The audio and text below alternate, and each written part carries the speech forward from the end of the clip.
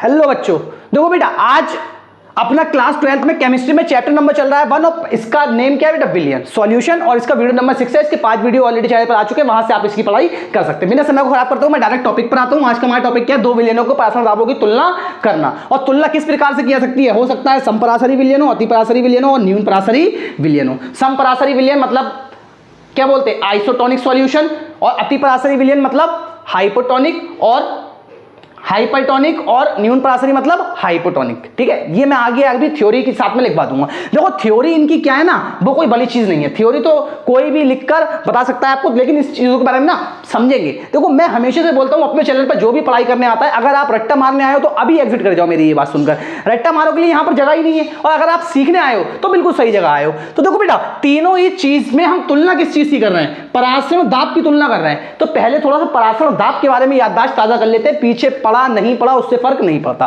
देखो सबसे पहले मैंने आपको क्या बताया था, एक झिल्ली होती है अर्धपारग में झिल्ली। और अर्धपारग में झिल्ली कौन सी झिल्ली होती है बेटा, वो झिल्ली जिसमें से विलायक के अणु तो निकल जाते हैं। किसके अणु निकल जाते हैं, विलायक के अणु तो निकल जाते हैं, परंतु विलय के अणु इस झिल्ली के पार नहीं जा पाते हैं। अर्धपारग में झिल्ली कहलाती है। ठीक है, जिसे सेमी परमेबल मेम्ब्रेन कहते हैं, SPM से भी इसको लिख दिया जाता है। अब क्या होता है, सपोज ये झिल्ली जो है हमने दो विलयनों के बीच में रखी। एक विलयन है तनु और दूसरा विलयन है सांद्र। कैसा है बेटा, सांद्र विलयन है। एक विलयन है तनु, दूसरा विलयन है सांद्र। तो जैसे ही तनु और सांद्र विलयन संपर्क में आते हैं ना, अर्धपारग में झिल्ली बीच में रखी हो, तो क्या होता है, अपने आप विलायक के अणु तनु से सांद्र की ओर गति करने लगते हैं। और ये जो गति करते हैं ना, इस क्रिया को ही बोलते हैं क्या, परासरण। भाई विलायक के अणुओं का तनु विलयन से सांद्र विलयन की ओर अर्धपारग में झिल्ली में से होकर जाना परासरण कहलाता है। ठीक है, अब हम बात किसकी कर रहे हैं, परासरण दाब की।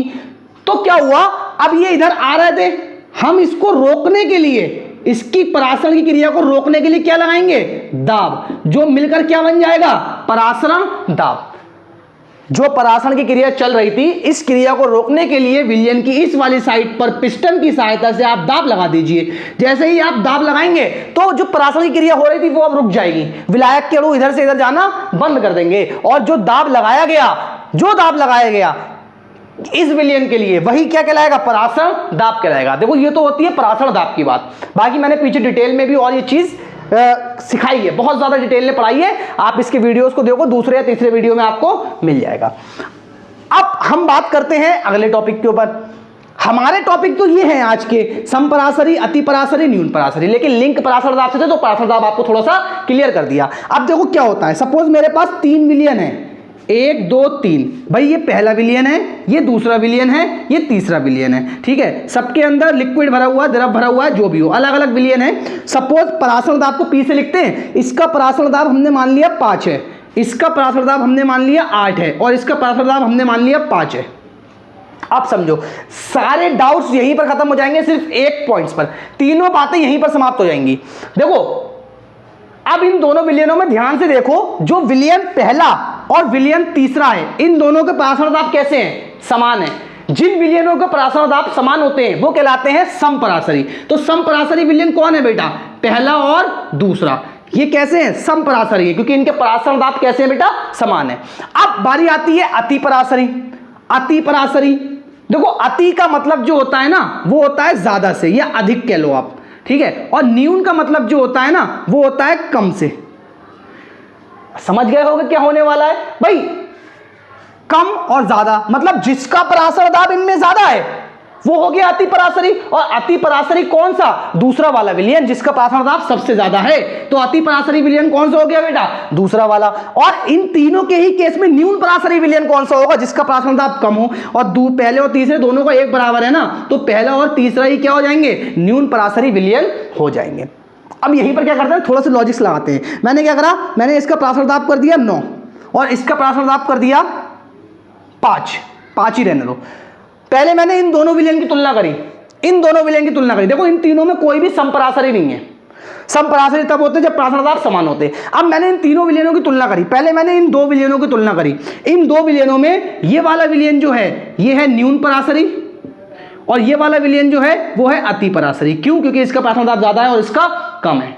लेकिन जब बारी आई, मैंने तुलना करी इन दो विलयनों की, तो ये वाला विलयन है न्यून पराशरी और ये वाला विलयन है अति पराशरी, क्योंकि इसका पराशर दाब इससे सादे है। अब यहां पे समझो, यही बात समझने की है, बस क्या समझने की है, देखो बेटा ये विलयन अति पराशरी भी था, ये विलयन न्यून पराशरी भी बन गया। ये डिपेंड किसके ऊपर करता है, ये डिपेंड करता है सामने वाले विलयन के ऊपर भी, कि उसका पराशर दाब इससे कम है या ज्यादा है। अगर इससे कम होगा तो ये न्यून पराशरी, सॉरी अति पराशरी, और अगर इससे ज्यादा होगा तो ये न्यून पराशरी बन जाएगा। मतलब ये चीज कभी फिक्स नहीं रहनी है कि विलयन एक न्यून पराशरी बोल दे तो वो हमेशा ही न्यून पराशरी रहेगा। अगर उससे कम पराशर दाब वाला कोई विलयन होगा तो वो न्यून पराशरी बन जाएगा। सिंपल सी कहानी है। तो बेटा पहले मैं साइड में जाता हूं, आप इसका स्क्रीनशॉट ले लो, जो चीज आपको लगता है कि आपको इंपॉर्टेंट है यार नोट करने की है, ठीक है, उसको पहले नोट कर लो, फिर बाद में आगे बढ़ते हैं और सीखते हैं इन सबकी परिभाषाओं को स्टेप बाय स्टेप। तो देखो बेटा पहला टॉपिक आपका है समपराशरी विलयन। देखो समपराशरी विलयन जिसको कहते हैं आइसोटोनिक सॉल्यूशन। देखो समपराशरी विलयन होते कौन से हैं, जिनके पराशर दाब समान होते हैं वे समपराशरी विलयन कहलाते हैं। सिंपल सी कहानी, पीछे आपको एक्सप्लेन कर दिया था। एक चीज ये नोट याद रखना, समपराशरी विलयनों के 3 गुण समान होते हैं। कौन कौन से समान होते हैं, पहला ताप, दूसरा पराशर दाब, तीसरा मोलर सांद्रता जिसको मोलरता के नाम से जानते हैं। अब देखो समपराशरी विलयनों के लिए निम्न सूत्र होता है। कौन सा सूत्र होता है, इस सूत्र से ना अभी आंकिक प्रश्न भी करेंगे, इसके 2 या 3 आंकिक प्रश्न कर लेंगे प्रैक्टिस के लिए, ठीक है, 1-2 कर लेंगे, 1-2 आपको करने के लिए दे देंगे होमवर्क में, ठीक है। अब देखो क्या कहानी होती है ना यहाँ पर, जैसे कि भाई निम्न सूत्र होता है, भाई देखो पराशर दाब भी समान होता है और मोलर सांद्रता भी समान होती है। तो सॉरी, पराशर दाब के बेस पर भी आप इसका सूत्र बना सकते हैं और मोलर सांद्रता के बेस पर भी आप इसका सूत्र बना सकते हैं। कैसे, भाई देखो मैं समझाता हूं आपको। जैसे कि मैं मान लो, क्योंकि देखो जब ये कैसे समपराशरी विलयन, मतलब मिनिमम 2 विलयन तो होंगे ही होंगे ना। अभी मैंने पीछे आपको बताया समपराशरी तो तब हो सकता है ना जब 2 विलयनों की तुलना करें, और मिनिमम 2 विलयन तो होंगे ही होंगे। तो देखो समपराशरी विलयनों के लिए क्या होता है ना, मोलरता क्या होती है, मोलरता बराबर होती है विलय का ग्राम में भार, विलय का अणु भार इनटू में आयतन, जो कि होता है लीटर में। पहले विलयन के लिए है तो W1 M1 V1, इसे माना समीकरण 1। दूसरे विलयन के लिए सेम फॉर्मूला लिख लो, तो W2 हो जाएगा, M2 हो जाएगा, इनटू में V2 हो जाएगा, इसे माना समीकरण 2। अब आप ध्यान से देखो, बोला क्या है कि दोनों विलयनों के लिए क्या होता है ना, दोनों विलयनों के लिए पहले लिख लो समीकरण 1 व 2 से। अब दोनों विलयनों के लिए क्या बताया था कि मोलरता जो होती है वो समान होती है, इसीलिए हमने M को 1 या 2 नहीं माना, क्योंकि दोनों की बराबर होगी। अब सोचो जब ये इसके बराबर है और ये इसके बराबर है और ये दोनों आपस में बराबर है, तो ये और ये भी तो आपस में बराबर होंगे, तो फॉर्मूला बन जाएगा W1 M1 V1 बराबर W2 M2 V2। इस फॉर्मूले पे हम वर्क करेंगे आगे अभी। और एक चीज और याद रखना, अगर ये फॉर्मूला आता है और परसेंट दे दी जाए, परसेंट में 2 चीजें होंगी, एक होगा W, एक होगा V। W जो होता है ना वो होता है दिया गया अंक, जो भी अंक देगा, और V हमेशा ये लगाएंगे कितना, 100 ml। ये चीज मैंने पीछे भी आपको बता रखी है। जैसे कि उसने सपोज बोल दिया 5%, तो हम W निकालेंगे कितना, 5 ग्राम। W हमेशा ग्राम में, और आयतन कितना लगाएंगे, 100 ml। बस ये चीज है, इसकी हमें जरूरत पड़ेगी न्यूमेरिकल सॉल्व कर। अब देखो ये आपका क्या हो गया ना, ये आपका पहला टॉपिक हो गया समपराशरी विलयन। अभी इसके आंकिक प्रश्न भी कर लेंगे, लेकिन वो बाद में। पहले हम क्या करते हैं ना, अति पराशरी और न्यून पराशरी की थ्योरी भी निपटा लेते हैं, ठीक है। तो पहले आप स्क्रीनशॉट लो इसका। तो देखो बेटा दूसरा टॉपिक हमारा क्या था, अति पराशरी तथा न्यून पराशरी विलयन। दोनों की ही डेफिनेशन एक में निपटा लेंगे, बार बार लिखने की जरूरत नहीं है, एक ही में क्लियर हो जाना है। देखो इसको इंग्लिश में बोलते हैं हाइपरटोनिक और इसको बोलते हैं हाइपोटोनिक, ठीक है। अब देखो समझो इसकी डेफिनेशन क्या है। 2 भिन्न पराशर दाबों वाले विलयन में, देखो याद रखना, कम पराशर दाब वाले विलयन को न्यून पराशरी तथा अधिक पराशर दाब वाले विलयन को अति पराशरी विलयन कहते हैं। अभी पीछे एक्सप्लेन किया था, चाहो तो एक बार और समझ लो यार। ये 2 विलयन है, ये दूसरा विलयन है, ये पहला विलयन है, दोनों में विलयन भरा हुआ है। ये लो विलयन भर दिया, लो लो लो लो लो लो। इसका पराशर दाब मैंने माना कितना है, 5। इसका पराशर दाब मैंने मान लिया है 8। अब आप मुझे बता दो कौन सा अति पराशरी और कौन सा न्यून पराशरी। देखो इसका मान कैसा है, ज्यादा, और ज्यादा का ही मतलब क्या, अति पराशरी। और इसका मान कैसा है, कम, और कम का ही मतलब क्या, न्यून पराशरी। अब जब इन दोनों की तुलना करी जाएगी तो ये न्यून पराशरी और ये अति पराशरी।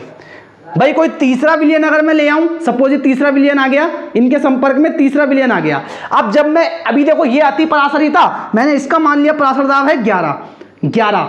तो अब इसकी तुलना में जब इसको हटा दिया जाए, इसको हटा दिया जाए, हम इन दोनों की तुलना करें तो देखो इसका ज्यादा है, तो ये हो जाएगा क्या, अति पराशरी, और ये हो जाएगा क्या, न्यून परासरी। तो ये तो देखो हमेशा फिक्स नहीं रहने वाला है, जैसे ही सामने वाले विलयन के मान चेंज होंगे तो उन दोनों विलयनों की तुलना भी कैसी हो जाएगी, बदल जाएगी, और हो सकता है कभी कोई विलयन अति परासरी हो, कभी कोई विलयन न्यून परासरी हो। स्क्रीनशॉट लो बेटा जरा फटाफट से, ले लिया बेटा, स्क्रीनशॉट ले लिया। अब मैं क्या करता हूं ना, देखो मैंने बोला था मैं आपको समपरासरी विलयन पर न्यूमेरिकल्स भी करवाऊंगा, ठीक है। तो मैं उसके जरा एक दो क्वेश्चन करवाता हूं आपको, फिर एक क्वेश्चन आपको होमवर्क में करने के लिए देते हैं, देखते हैं कौन करके लाता है। तो चलो कॉपी और पेन लेकर बेटा बैठे रहो जल्दी से और बढ़ते हैं आगे की ओर। देखो बेटा इसके क्वेश्चन को जिस तरीके से आते हैं, क्या क्वेश्चन दे रखा है, देखो पहला क्वेश्चन क्या बोला है समान ताप पर। देखो मैंने बताया था समपरासरी विलयनों में ताप कैसा होता है, समान। तो क्वेश्चन में बोल देगा समान ताप पर ग्लिसरॉल का 1.5% विलयन, ग्लूकोज का है सॉरी, ग्लिसरॉल के विलयन का समपरासरी है, जिसमें प्रति लीटर 7.65 ग्राम ग्लिसरॉल घुला है। ग्लिसरॉल का अणुभार ज्ञात करें। तो ये क्वेश्चन है, पहले क्या करेंगे ना, उलझने इसमें बढ़ती चली जाएंगी, तो इसे सॉल्व करने के लिए क्या करना ना, पहला विलयन देखो क्या बोला है, ग्लूकोज, तो लिख लेना ग्लूकोज के लिए। इससे थोड़ी दूरी पर क्या करना ना, लिखना ग्लिसरॉल के लिए। इतना काम अगर कर लोगे तो काम आसान हो जाएगा और कभी भी क्वेश्चन करने में कोई गलती नहीं करोगे। अब इतना करने के बाद में देखो क्या बोला है, पहले हम ग्लूकोज का डाटा लिखते हैं। ग्लूकोज का डाटा क्या बोला है, ग्लूकोज पहला विलयन है ना, तो हम इसे 1 मान लेंगे, और ग्लिसरॉल दूसरा तो इसे 2 मान लेंगे। क्या बोला 1.5%। देखो मैंने ये पीछे बताया था, जैसे ही वो परसेंट देगा दो चीजें होंगी, तो इसमें W दे रखा है आपका 1.5 ग्राम, ठीक है, और आयतन कितना दे रखा है बेटा 100 ml, और आयतन लगाते कैसा है, हमेशा लीटर में, तो इसे 1000 से भाग करेंगे और आपका आयतन आ जाएगा 0.1 लीटर। इतना करने के बाद में और क्या बोला है, ग्लूकोज। देखो ग्लूकोज से हम ग्लूकोज का अणुभार भी निकाल सकते हैं। क्या निकाल सकते हैं, अणुभार। देखो ग्लूकोज का फॉर्मूला क्या होता है, ग्लूकोज का फॉर्मूला होता है आपका C6H12O6। कार्बन का परमाणु भार 12, H का 1, O का 16, ठीक है। इससे हम इसका अणुभार निकाल लेते हैं। कार्बन कितने हैं 12, 12 छंग 72 प्लस H कितने हैं 12, तो 12 का 12, क्योंकि 1 का 1 है तो 12 का 12, O का 1 का 16, 6 का 96, टोटल आपका आ जाएगा 180। अणुभार इसका इतना लगा लेंगे। अब हम आते हैं अपने ग्लिसरॉल वाले डाटे पे। ग्लिसरॉल में क्या बोला है, ग्लिसरॉल के विलयन का प्रति लीटर, मतलब आयतन जो है वो कितना है 1 लीटर, और मात्रा कितनी है 7.65 ग्राम, और ग्लिसरॉल का हमसे एम उसने पूछा है, अणुभार हमसे पूछा है। देखो अब ये पहला विलयन है, इसे 1 मान लो और इसे 2 मान लो, बस इतना डाटा आपको चाहिए। इतना डाटा आपके पास होने के बाद में अब हमें चाहिए क्या बेटा, सूत्र। तो हम पहले लगाएंगे सूत्र, और सूत्र क्या होता है समपरासरी विलयनों के लिए, W1 M1 V1 बराबर W2 M2 V2। हमें निकालना क्या है, हमें M2 निकालना है। तो हम क्या करेंगे ना, M2 को ले आएंगे इधर ऊपर। जब M2 ऊपर आएगा तो देखो ये दोनों चले जाएंगे इधर, तो W2 M1 V1 बटे में D आ जाएगा नीचे W1 V2। ये बना आपका सूत्र। अब आप इस सूत्र में सारे ही मान फिट कर लो। W2 का मान कितना है 7.65, M1 का मान कितना है 180, V1 का मान कितना है 0.1 डिवाइडेड बाई W1 का मान बेटा कितना दे रखा है 1.5 इनटू में B2 का मान कितना है 1 लीटर। देखो पॉइंट से पॉइंट कैंसिल, ये पॉइंट हटाया, 2 0 बढ़े, 1 0 से 1 0 कैंसिल, ठीक है। अब देखो आप इसे 15 से काट लो, 15 पंजे 75, 1 बचा, 15 हो गया, 15 एकम 15, ठीक है। तो ऊपर रह गया आपका M2 बराबर 51 इंटू में 18, और ये तो कैंसिल ही हो गया, बटे में 10 ये रह गया। तो आप क्या करो, साइड में 51 और 18 की, या फिर 18 की तो डायरेक्ट पढ़ ही सकते हो ना, 18 एकम 18 हासिल 1 गया, 18 पंजे 90, 90 और 1 91, बटे में कितना है 10। बेटा जब हम इस पॉइंट को पीछे खिसकाएंगे, एक पॉइंट पीछे खिसका दो तो हो जाएगा 91.8। ये आपका क्या है बेटा आंसर। और 91.8 को आप ऐसे करके भी लिख सकते हो M2 लगभग किसके है 92 के, और आप ग्लिसरॉल का अणुभार देख लेना 92 होता है या नहीं होता है। इस तरीके से बेटा इससे क्वेश्चन बहुत ही आसान न्यूमेरिकल्स होते हैं। देखो कितनी आसानी से सॉल्व हो गया।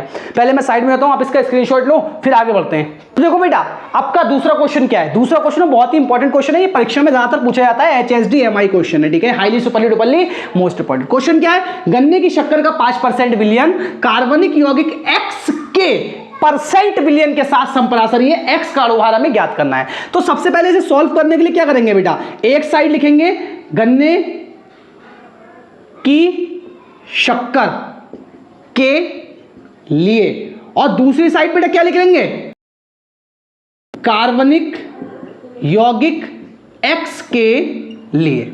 बस इतना कर लो। इतना करने के बाद में अब देखो डाटा बना लो। पहले क्या बोला है, 5%।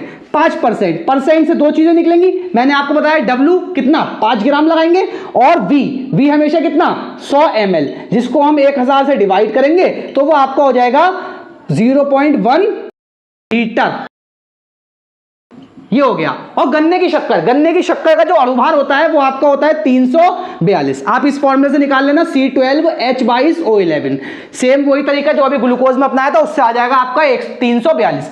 कार्बनिक यौगिक के लिए क्या बोला है, परसेंट विलयन। परसेंट का मतलब है, देखो कोई नंबर नहीं दे रखा है, मतलब W कितना दे रखा है बेटा 1 ग्राम और आयतन कितना लगाएंगे 0.1 लीटर। वही 100 ml लगाएंगे पहले, फिर उसे कन्वर्ट कर लेंगे 0.1 लीटर हो जाएगा। और इसका M हमसे पूछा है। देखो ये पहला विलयन है, इसे 1 1 1 1 और ये दूसरा विलयन है तो 2 2 2।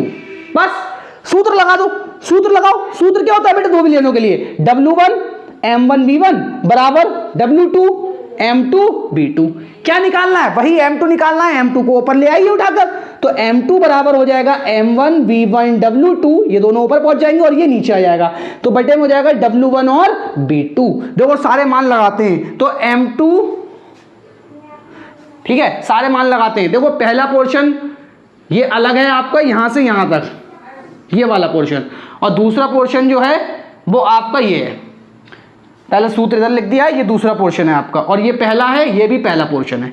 अब क्या होगा, M2 बराबर ये भी दूसरे पोर्शन का ही हिस्सा है, इसके आगे का M1 का मान बेटा कितना है 342 इंटू में V1 कितना है 0.1 इंटू में W2 कितना है 1 डिवाइडेड बाई W1 कितना है 5 इंटू में B2 कितना है 0.1।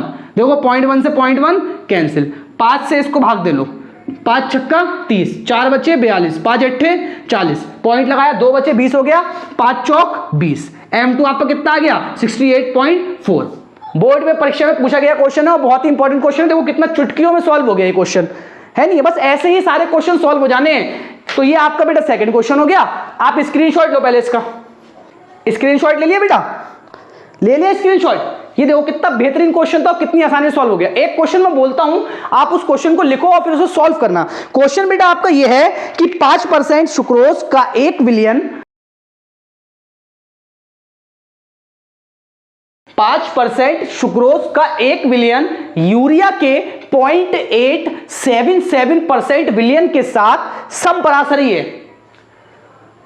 समपरासरी है। देख लिया, यूरिया का अणुभार ज्ञात कीजिए, ये क्वेश्चन है। और इस क्वेश्चन का मुझे जरा अगर छूट गया हो पीछे जाकर क्वेश्चन को सुनो बैक करके, और इस क्वेश्चन का मुझे जवाब बताना कमेंट में क्या आएगा। और वीडियो से बेटा सीखने को मिला और अच्छा लगा है तो चैनल को लाइक करो, सब्सक्राइब करो चैनल को फटाफट से, और वीडियो को लाइक करना यार, अपने साथियों के साथ शेयर करना, उन साथियों के साथ पहले शेयर करना जो किसी कारणवश पढ़ाई नहीं कर पाते हैं। तो बेटा मैं हमेशा की तरह इंट्रोडक्शन में आपको बता दूं, अंत में ही इंट्रोडक्शन में आपको आज दे पाऊंगा क्योंकि मैंने वीडियो में शुरू में नहीं दिया था। मैं गुमनाम सर, और आप सभी का बहुत बहुत शुक्रिया अगर आपने हमारे चैनल से इस वीडियो को देखा है और आपको कुछ सीखने को मिला है। ठीक है, तो इसी के साथ बेटा मैं आपसे अलविदा लेना चाहूंगा, फिर मुलाकात होगी आपसे एक नए और धमाकेदार वीडियो के साथ।